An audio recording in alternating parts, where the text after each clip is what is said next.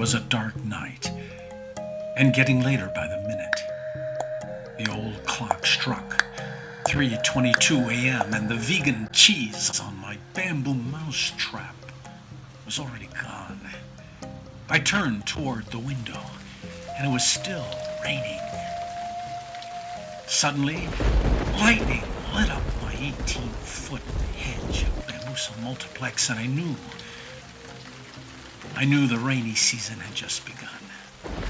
So I began to look for my trusted bamboo umbrella, which was hidden under piles of historical notes about nurseries in Yokohama, Japan, and notes of an orange grower on the St. Johns River in Florida, whose brothers fought in the American Civil War. That's when the phone rang. Hello? This is Erik the Flutemaker, Florida Bamboo Detective Agency. Can I help you? You do realize it is 3:22 a.m.? Please, you gotta help me. I'm getting older, and there's something on my mind, and I have to know. Well, just a minute. Slow down, young man. Can you tell me your name? Well, my name is Erik Sampson. They call me Erik the Flutemaker. That's when it hit me. It was I who was calling. It was I who was needing a bamboo detective. I paused, inhaled briefly, and said, "Go on." I have been harvesting bamboo in Florida since 1973, 1974. I've had a long career of it. I used to do craft shows all over Florida and all around the United States, and Renaissance festivals around the country too. Yes, I know. Then one day a guy walked up to me, and he said, "If you get a website, the world will come to you." And it did. Yes, I know. And in 2004, I even got to play for the president of Fiji and Suva. Yes. And my CDs were played on the radio in Colombia during difficult times. Yes. But as I got older, I just had to know. I had to know how my bamboo got to Florida. And when I asked the old-timers who let me cut it, they didn't know how it got here, even the old guys. In fact, they would say, "Well, I don't know." Yes. Can you help me? Well, the caller was me. But 5 years earlier, it was like being stuck in a Bermuda Triangle time warp. I could see he was in a pickle. I could hear his passion and desperation. That before he died, he needed to know the story of why did the bamboo come? When did it come? Who brought it? And who moved it around Florida? I gripped the phone with assurance and said, "You came to the right place, son, because I have become an expert in this subject and have uncovered much of the story, and you can hire me." Yes, I'll hire you. And I will be your Florida Bamboo Detective Agency. For now, calm down, get some sleep. We'll call you in the morning. I know your number.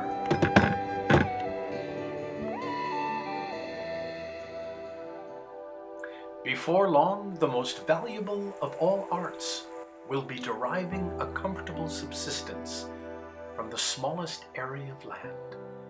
Abraham Lincoln, 1857. So why would I want to write an article about the bamboo history of Florida?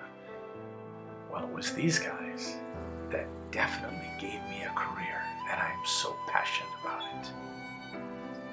The Florida Bamboo Trail by Erik the Flutemaker, Florida's Bamboo Flute Detective Agency. In 1839, Abraham Lincoln traveled through Illinois as a lawyer. He was admitted to practice in the United States Circuit Court. And in 1839, he met 21-year-old Mary Todd, who he would later marry. Also in this house in 1839, a baby was born in New York State to the Hart family by the name of Edmund Hall Hart. His brother Ambrose and his brother Walter fought in the Civil War.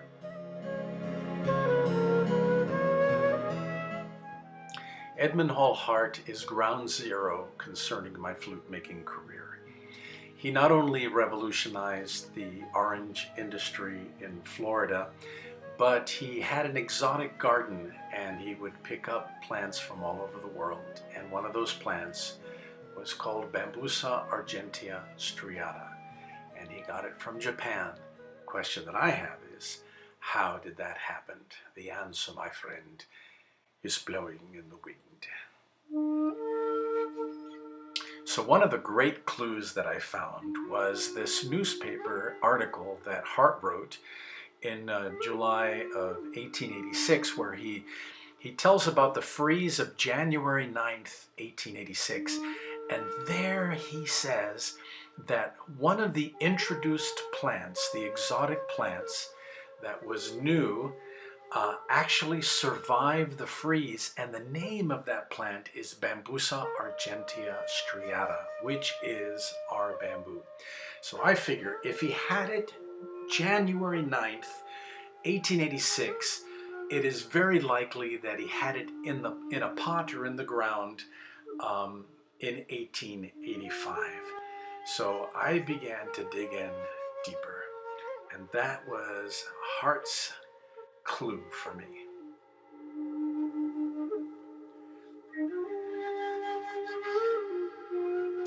I spent that stormy night digging deeper into the bamboo story and woke up early the next morning at the sound of my neighbor's rooster,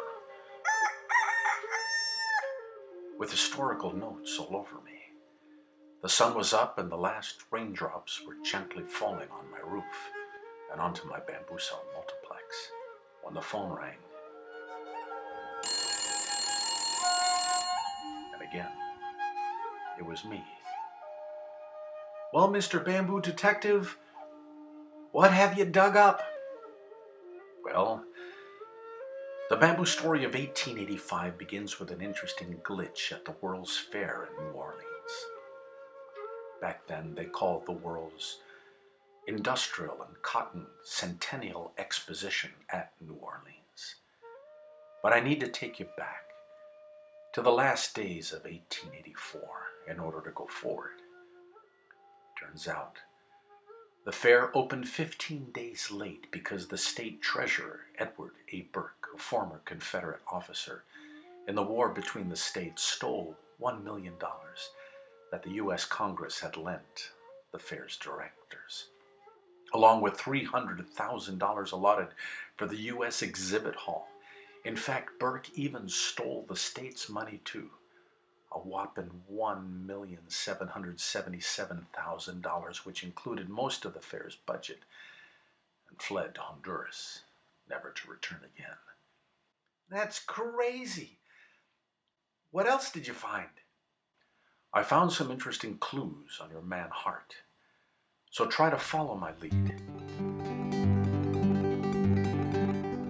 Before the show opened, on December 16, 1884, photographers were running around all day taking pictures to later sell them in those double viewer things called stereoscopes. Even Liberty Bell came to town protected by some handsome constables. Now follow me here. One of those photographers was long-bearded Edward L. Wilson. Anything interesting about him? Oh, you bet. But first, a bit of a background. He was taught photography by Frederick Gutenkunst, who had a studio in Washington where he had some great opportunities to take pictures of important folks into his studio during the Civil War. He took pictures of President Lincoln, General Grant, William Lloyd Garrison, the anti-slavery abolitionist. Well, I think Wilson also took 2 pictures of your man Hart, too. Wow! But first, I want to establish something about Edmund Hall Hart. Aside from being an award-winning plant genius, he enjoyed an audience and was a funny guy, too. For example, When he could not make it to a horticultural meeting in Cleveland in September of 1886, he sent them a bizarre greeting that went like this: "With greetings as warm as our summer sun, and hopes for your future is bright, please accept the regrets of your servant, as one who could not be with you tonight, or today as the case may be, and if perchance old age or malaria or physical imbecility or a scolding wife or any other of the ills that the flesh is heir to should beset you, my best advice is to come to Florida and bathe your troubles in the lathe of forgetfulness." Now that we have established Edmund Hall Hart having a sense of humor, I want you to follow this. Now here is a picture of workers of the fair waiting to get in, resting comfortable and holding an orange cut in half and looking right into the camera, right at you and me, and lifting his finger as if to say, "My orange is number one. I believe this is your funny man, Hart." There is also a hint of something of a light color speck on his jacket being covered by his hand in orange. I think that was his exhibitor's pass. The one who first brought your bamboo into Florida and was just about to make the connection to it. This is so awesome. I think that is my guy, Hart. Look how thin he is. Yes. Check out another photo I found where your man photobombs the Arizona cactus booth. Right at noon, due to the sun rays coming through the glass ceiling of the horticultural building. No crowd, so it must have been before the show opened, and Wilson is running around taking pictures here. Edmund Hall Hart with a bamboo cane he picked up in the Caribbean. His exhibitor badge. His wife and daughter sitting reading the paper, and even his famous humor. His calling card where Hart hung Louisiana Spanish moss on the cactus of the Arizona exhibit. The title of the stereoscope was "A Curious Cactus Collection Horticultural Haul." I think Wilson, the photographer, may have had a sense of humor too. So Hart was invited to the World's Fair to present Florida's citrus industry. As I dove deeper into your bamboo search, I actually found two people that had bamboo on their minds. One would be John Rock, has been selling bamboos in California since 1882, and the other Kizo Tameri, representing the Imperial University Agricultural College of Tokyo, Japan. At the fair, Kizo came with 25 varieties of bamboo. He was born in the south of Japan, where Bambusa multiplex first took hold. I suspect Kizo Tameri may have been responsible for helping bamboo to settle into Florida. It is possible Hart saw his bamboos and said to Kizo, "When the fair is over, can you ship me whatever you think will handle the frosts of northern Florida?" Kizo was quoted in the American Horticultural Society writings as having said, "A bamboo bush near a large town adds a large amount of income to the owner." I think that would have inspired Hart if he heard the quote. "And because you, Erik the Flutemaker, live on an acre of bamboo, I think you can say amen." Yes, indeed. And the other one who had bamboo on his mind was a famous nurseryman from San Jose, California, by the name of Johann Fels. He was from Germany and came over as a 16-year-old. He had attended school only a few years in Germany, and yet he spoke 5 languages fluently. And he knew the language of plants. He loved them and got jobs in flower shops, plant nurseries, and a seed shop. and visited big nurseries all around the East Coast to see what he could learn. He was a motivated, self-made man. He changed his name to John Rock and dreamt of owning a nursery one day. And when the Civil War broke out, he joined the Union Army and became a member of the famous Zouaves, the 5th New York Infantry, and became a sergeant. I found John Rock on a mission in a Civil War book. After the war, he loved to tell how he had met President Abe Lincoln and talked with him. And after Lincoln's demise, John Rock was a member of the military escort at President Lincoln's funeral. But now, John Rock had a huge nursery in San Jose, growing all kinds of plants and trees, and also bamboo. Like Hart, he too was an award-winning horticulturist, winning 49 contests at the fair. Both being winners with big enterprises, they must have spent time together. So do you think John Rock had to get his bamboo from somewhere? Where do you think he got his bamboo? Well, I believe it turns out that John Rock was actually a good customer of the H.H. Berger and Company, H.H. Henry and Helene Berger. I found Henry aboard the Colorado in 1875. At one time, the Colorado was part of the Union Atlantic blockading squadron off North Carolina during the Civil War. He was heading from San Francisco to Yokohama.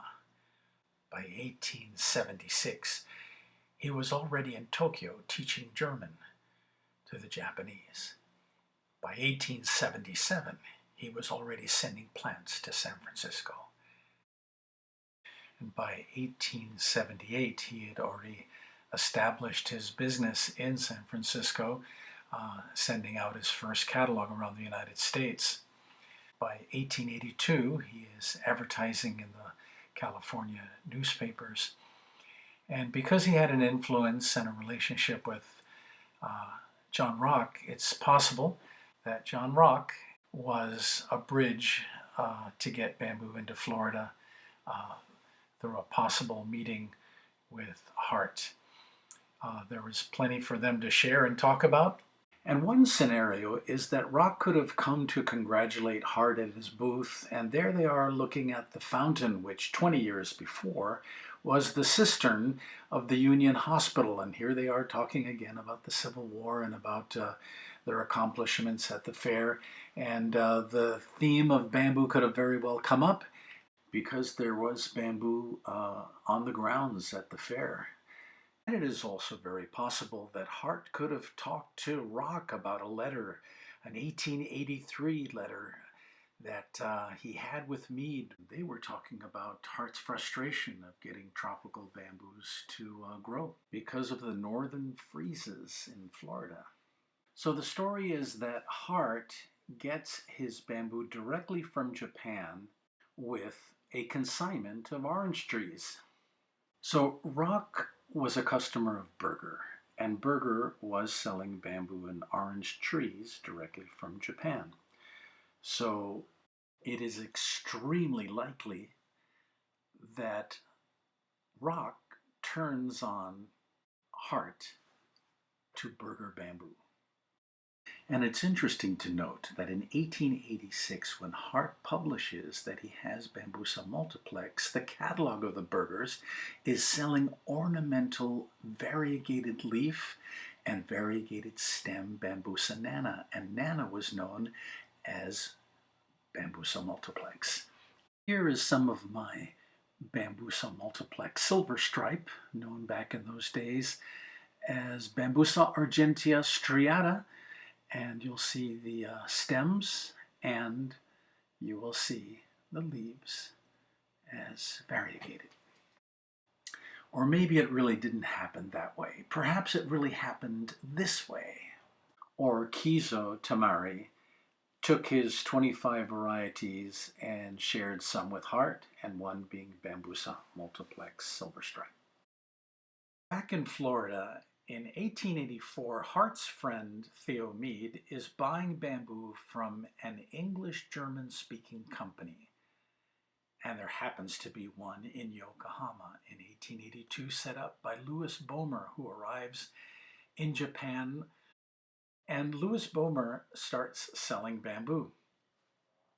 Now, caring for his bamboo is a gentleman named Suzuki, who came from the south where Bambusa Multiplex had settled. And later on, when he goes independent, there he is selling Taiho Chico, which is Bambusa Multiplex Silver Stripe, or the Bambusa Argentea Striata of Hart. Now, here is a question, and that is, did Boehmer know Berger and Berger know Boehmer? Well, in the words of Boehmer, he writes, Messrs. H. Berger and Company in San Francisco have been for many years in connection with me.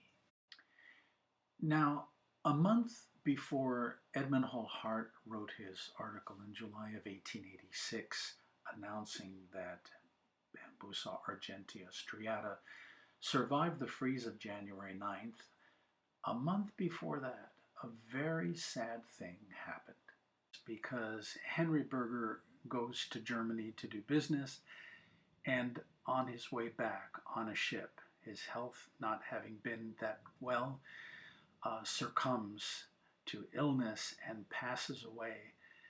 And suddenly, Mrs. Berger is really the one who now becomes the hero of the bamboo story, because she begins to run all around Japan in 1887, filling the order of Hart's friend Theo Mead for 17 varieties of bamboo.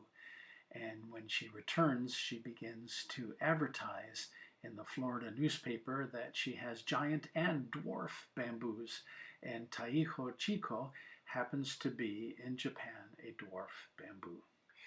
Now, you have met Hart, and you have met Mr. Mead, and Louis Boehmer, and the plant collector Suzuki, but now I want you to meet my friend, Mrs. Helen Berger, the hero of the bamboo flute story of Florida. And that bamboo that was ordered in 1887 arrives in January of 1888. And by 1888, Theo Mead is selling bamboo in Florida. And one of our flute-making bamboos in Japan was called Subo Chico, which later in 1898 by a British diplomat was changed the name to Alphonse Carr, or the Japanese were calling it Alphonse Kari. But Alphonse Carr was a French botanist, horticulturist, philosopher, and writer who was the one who said, "Some people complain that roses have thorns, but I am grateful that some thorns have roses." And he also said, "Are you so weary of the common houseflies which annoy you here in the summer, that you travel 2,000 miles for the pleasure of being stung by mosquitoes?" Alphonse Carr. Now Hart and Mead began to mentor Pliny and Egbert Reasoner, who had a tropical nursery.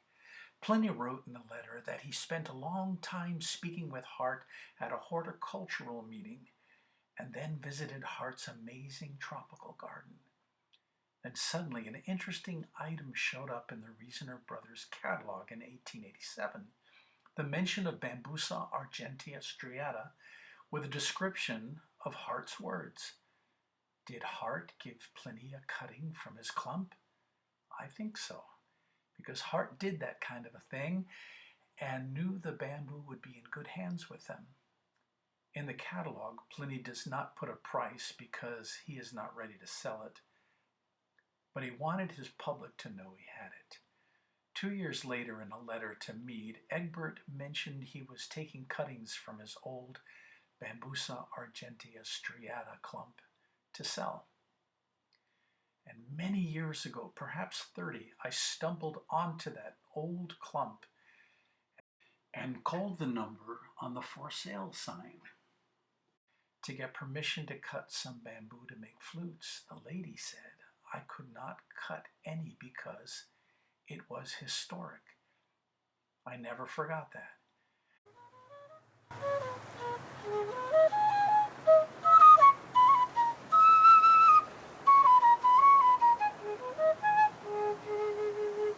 So Erik the Flutemaker here, having a career with Bambusa Multiplex Silver Stripe.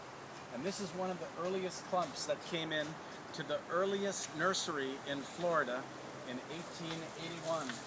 And if you were to look here, that would be a silver stripe, and that's how it got its name, Silver Stripe. It came out of Japan by Louis Boehmer, and came to San Francisco, and most likely through the Burger Company, landed in Florida back in those days. I've seen old newspaper articles where these guys are selling bamboo in 1886. I just had to get the story, and this is one of the historical places it landed.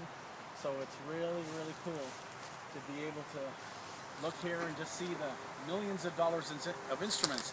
In the 1980s, I showed up here asking permission to cut, and the lady wouldn't give it to me, saying this is a historical area, and I had no idea what they were talking about. So bottom line is, I'm glad I didn't come in here with a chainsaw, which was my thing I was asking permission. I'm glad I just, she said no, and I got to learn the story and come back at a different time. So, see you guys in the future. Now I am thinking that it was historic because it was a clipping from the original clump that settled into Florida that was a gift from Hart to the Reasoners. I came back to that historical patch in 2016 and did get permission to cut some from a remaining Reasoner family member to make some flutes, and I did. And I feel I have fulfilled a precious mission, not just making a flute from some bamboo, but from an offshoot of the very first clump. Around 1887, Meade gave some of Berger's Alphonse Carr that became a clump of 600 canes to the Reasoners, and it moved around the state too. What was a dwarf bamboo of perhaps 10 feet in Japan now grew 50 feet in Florida. We made many flutes from this for many years. Turning to my last page, in this photo, I went to pay my respects to Mrs. Berger at the address where she sent the Meade bamboo to Florida in 1887. And there amongst tall buildings in downtown San Francisco is a wonderful green spot where people throw frisbees to their dogs. And right over where her shop was, I noticed a small garden-like area with a weird structure. It looked like a mystery woman without a head. I felt the sculpture spoke of the mystery of this international woman who brought millions of plants and seeds from Japan, China, and Australia, and furnished Florida with some of its early bamboos that gave me a career. Yet no one knew the story anymore.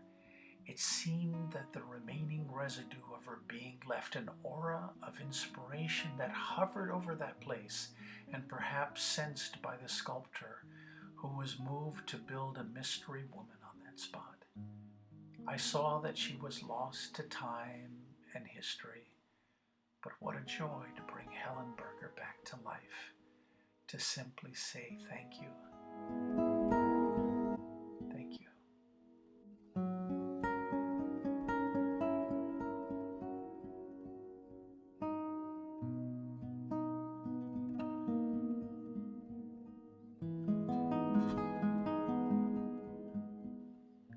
In 1897, Helen boarded a train for New York City with her 30-year-old daughter, Emily.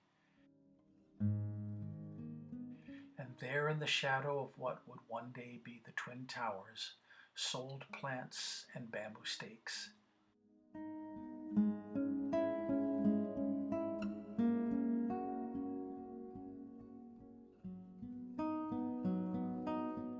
I found her and her daughter in 1913 on a ship called the Lapland going to Europe. Her last catalog before she disappeared from New York City was in 1926, just before the Great Depression hit the country. Some say at that time she returned to Germany. When I first arrived in Florida, I was already a flute maker, but stayed to live there because of the amazing bamboo I found. Some was found close to Hart's home, some close to Mead's, and some close to the Reasoners. There is much more to tell of the story, and perhaps one day I will pen it down. But that, my friend, is the story of your flute and how flute making bamboo came to Florida.